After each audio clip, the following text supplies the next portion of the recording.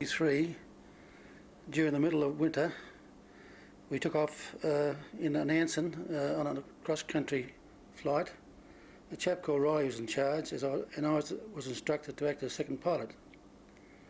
On return, before reaching the drome, a violent tropical storm moved in, obscuring every landmark. At one stage we were directly over the drome, and even though flares were fired into the air, we were unable to see them. Geraldton is on the coast, and we were unable to determine whether we were over land or sea. After discussion, we decided to head inland and try and fly north to see if we could get out of the storm. We eventually found what seemed to be a small cleared paddock, the only one we had seen in what seemed hours. We circled the paddock several times to orientate ourselves and decide the best approach for landing.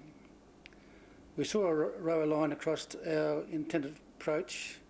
During this period, a rower car came along, realised we were in trouble, and shone their searchlights along the lines, as if issuing an invitation to land along them. This is the course that Riley wanted to take, but I wanted to land in the paddock, which I considered would be more safer. Imagine the situation. Here we were arguing loudly, both with hands on the dual controls, with fuel running low. Riley gave in first, so I made preparation to land in the paddock on our belly with wheels up, the recognised procedure on forced landings. On approach, I had underestimated the height of the trees on the boundary, so I had to pull up course and make to land well into the paddock. Luckily, the paddock had recently been ploughed, which helped to slow our slide. Our landing lights shining brightly showed us heading for a fence and some trees, with no way of stopping. By the time we reached the fence, our speed had slowed, but believe it or not, one of the bigger Stroner posts slanted towards us, struck one of the engines, turned us right around, and we finished up facing the opposite way and come to a complete standstill. For the disbelievers, I have two very good photographs to support the above.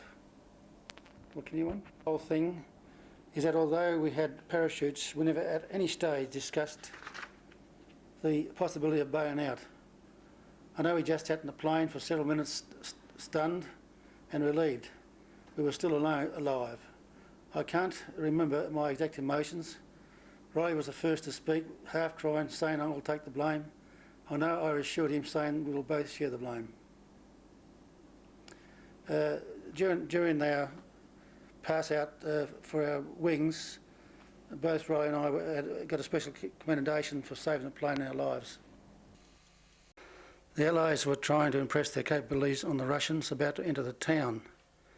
A large force of bombers started the first raid on Dresden between 10:03 p.m. and 10:28 p.m. We were scheduled to take part in the second raid, in which 15 of our aircraft took part. Our take-off time was 9:30 p.m. We reached Dresden at 1:40 a.m. and bombed from 17,500 feet.